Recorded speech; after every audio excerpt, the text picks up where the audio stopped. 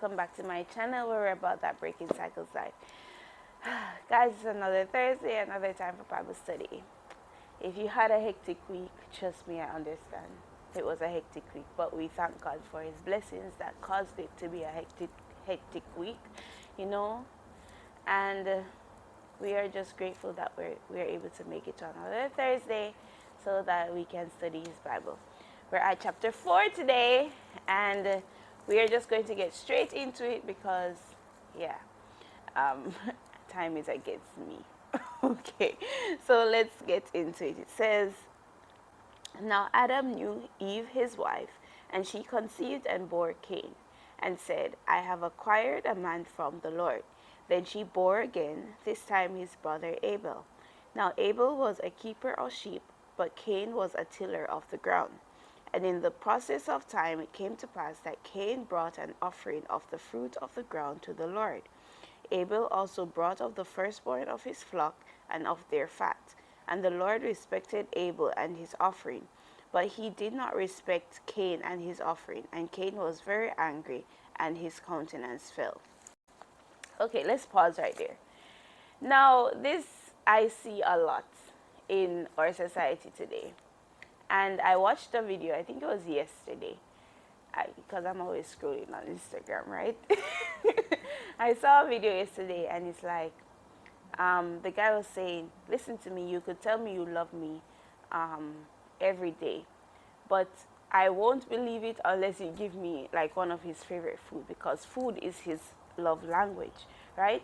And then he made a nice parallel to it. He was like, God also has a love language, and it is obedience, right? And we can see from chapter 3 that whenever God requires a sacrifice, the only thing he did, because he made them coats of skin, and if he made them coats of skin, that means an animal had to die, right? So sacrificial offering of an animal, right, was basically the way God wanted us to worship him. And that was basically instructed. You can see that it was implied here in these few verses that God respected Abel's offering because he followed what God requested, and that was obedience, right? God said, okay, please give me a sacrifice of the firstborn of your flock, right? But Cain, as many as God's children these days, we think we can give God what we want, and it doesn't work like that. God has a love language, right? And it's obedience. So in order to respect him and show him that you love him, you obey him, and that is a scripture in the Bible, right? Like, it's so obvious. Like, you cannot tell me you love me and then you're disrespecting my requests, my desires. Like, if I give you a list of things that I am not tolerating, you say out of your mouth that you love me, but then you don't follow anything I require of you, then what really is love? What do you think the definition of love is? Because love is respect, right? And it's clearly shown here. Because, and then, you see, the thing I don't get is people, look, Cain, let me just read it again for you. It said, and Cain was very angry, and his countenance fell. You disobeyed God. You did not respect his request, and then you get angry at the fact he didn't tolerate the fact that you did not respect or love him the way he requested. People really have audacity, and it's shown from the very start of the earth, literally. And I've experienced it. People, and I know we've seen many memes, they're like, people get angry at the fact that you don't accept their disrespect.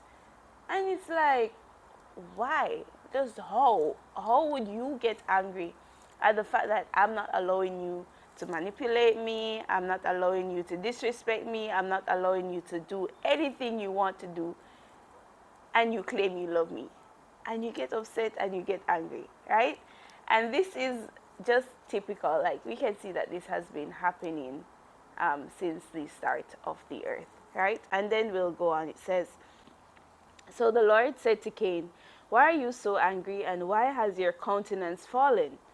If you do well, will you not be accepted? Plain and straight, right? And if you do not do well, sin lies at the door. And its desire is for you, but you should rule over it. Many people believe that, oh, we can just sin and that's it. God explicitly stated here in verse 7 said, and its desire is for you. Sin's desire is for you, but you should rule over it. God has given us authority to rule over sin. And many people are deceived into believing, oh, I can just sin and I can't do anything about it, and that's just it. No, you can. And there's a reason why we have obedience, we have discipline. And that is why through obedience and discipline and consistency, God will give us the victory over our sins. And it will be shown in the rest of stories in the Bible as we continue through the Bible. It's going to show that God explicitly states sin is for you, as in sin wants you, its desire is for you, but you have the authority through me, Jesus Christ, to rule over it. And unless we tap into that and allow God to live within us and let him win the victory for us, and allowing him to win the victory for us is following his rules, following his guidelines, and making sure that you submit to him on a daily basis. It's really not that hard. Actually, it is, because, sin is, it's not that hard in the sense that we need to follow what God is saying, but it's hard in terms of keeping up with it and actually fighting off the desire, because flesh and spirit, it's dangerous, right? Now let's go on. It says, now Cain talked with Abel his brother, and it came to pass, when they were in the field, that Cain rose up against Abel his brother and killed him. So this is not the first sign of, well, if you know the story of, well, we'll reach to Isaiah, but this is the first exhibition. This is the first showcase of jealousy, right? So Cain disobeyed God, did not love him the way, did not respect God and love God the way he wanted to be loved. Then now he looked on his brother that did the right thing, and now you're angry with him and upset with him because he is following. When you in yourself can very well easily do the same, but no, we want to have things our own way. And when it comes to God, guys, it's not having things your own way. It's having things God's way. And until we realize that, we will have many people having envy, lying, and killing. Unfortunately, but that is the world we live in. And I really wish many people would understand that. Guys, all you have to do is listen to God and follow his will for your life. And you won't need to be worried about what other people are doing. If Cain just simply obeyed and did what he was supposed to do, then they wouldn't have this going on right now. Anyways, going on. It says, then the Lord said to Cain, where is Abel, your brother? He said, I do not know. Am I my brother's keeper? And he said, what have you done? The voice of your brother's blood cries out to me from the ground. So now you are cursed from the earth, which has opened its mouth to receive your brother's blood from your hand. Right? You can't hide from God. Let's get that clear. And it says, when you till the ground, it shall no longer yield its strength to you. A fugitive and a vagabond you shall be on the earth. And Cain said unto the Lord, my punishment is greater than I can bear. Surely you have driven me out this day from the face of the ground. I shall be hidden from your face. I shall be a fugitive and a vagabond on the earth. And it will happen that anyone who finds me will kill me. And the Lord said to him, Therefore, whoever kills Cain, vengeance shall be taken on him sevenfold. And the Lord set a mark on Cain, lest anyone finding him should kill him. And here in verse 15, we can see mercy being shown to Cain, even in the fact that he literally just killed his brother. And he's like, I can't bear the punishment. Isn't it funny? I'm sorry. But isn't it funny that the people that do the sin, they're the ones that cannot handle the pain, the punishment, the consequence. Why would you do the sin in the first place? Like, I don't get human beings, but it's okay. We have an enemy that is influencing the mind, right? But even in the fact that Cain just committed murder, the first murder in the Bible, God still showed him mercy in the punishment. He's like, I won't let anyone kill you, right? And if they do, they will have their punishment. Because God is a merciful God. He's not tit for tat. He's not. He is a merciful God. And we see it here in verse 15.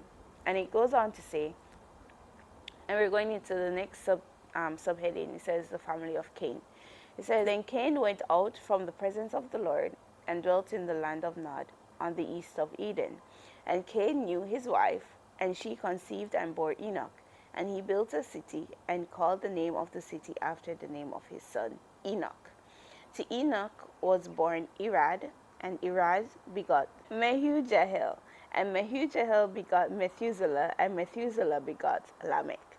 Then Lamech took for himself 2 wives. The name of one was Ada, and the name of the second was Zillah. And Ada bore Jabal. He was the father of those who dwell in tents and have livestock. His brother's name was Jubal. He was the father of all those who play the harp and flute. And as for Zillah, she also bore Tubal Cain, an instructor of every craftsman in bronze and iron. And the sister of Tubal Cain was Naamah. And Lamech said to his wives, Ada and Zillah, hear my voice. Wives of Lamech, listen to my speech. For I have killed a man for wounding me, even a young man for hurting me. If Cain shall be avenged sevenfold, then Lamech 77-fold. Let me just finish it and then I'll talk about that. And Adam knew his wife again, and she bore a son and named him Seth.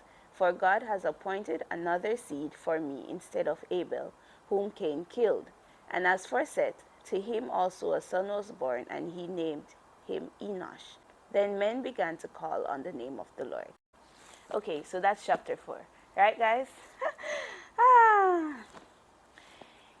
Generational curses or generational habits. It is real. And we see it here starting in chapter 4. Cain killed Abel. Now Lamech is also a murderer. Yeah. So his great-great-grandfather, I hope I got that right. It's great-great or great-great-great. It's great-great, his great-great-grandfather Cain killed someone. And you see how long it took for the act to repeat itself? And it even worsened. Wow, sin. It's like, it's just like downhill, right? Just downhill. So you have you have Cain, and then you have Enoch, and then Mehujael, and then Methuselah, and then Lamech, right? Great grandfather. You see how long it took for it to come back. If we don't pay attention, and if we don't nip the issues in our families from the get-go, because I'm pretty sure it didn't state it here, but I'm not sure. But you can tell that, okay, Lamech definitely was not, Lamech wasn't basically, maybe he was instilled that don't do this. But if we don't practice self-sacrifice to God, self-sacrifice is not self-sacrifice, guys. not physical, it's spiritual, right? If we don't practice submission to God, we are going to definitely down the line harbor the same traits that our families did. And that's why I made this channel. It is for breaking these generational cycles. Guys, we have to observe the issues in our families and know that, okay, we need to be adamant. We need to be adamant on breaking the cycle. It stops with me, literally. Let that be your hashtag. It stops with me. Because honestly, Lamech did not have to do it. And he even worsened it. He had 2 wives. Like, okay, one wasn't enough. And that's the thing with sin. It worsens because the devil is now speaking like, okay, one woman is not enough. Let me have 2. When God did not instill it that way. In the perfect world, as we stated 2-3 weeks ago, God designed it that 1 man to 1 woman. And then look, now Lamech is like, okay, I killed two men. He killed 2 men. He had to, like, let me do better than Cain. And if we don't pay attention to the habits and the character that we're harboring, we will definitely be like our parents. And we need to stop saying, oh, our parents are perfect. We all know that they're not, right? And we need to analyze, we need to assess, okay, these traits from mommy or daddy, okay, these traits are good, these traits are not good. Let me harbor and manifest the traits that are good, and let me get rid of the ones that aren't good. Because trust me, guys, it's a serious issue, generational habits. And unless it stops with you and you're adamant on making it stop with you, then we'll have more Lamechs. And then we'll have, when we get into the next chapter and further stories, we'll just have what's happening in the Bible, worse sins. Okay? Guys, it stops with you. It stops with me for sure.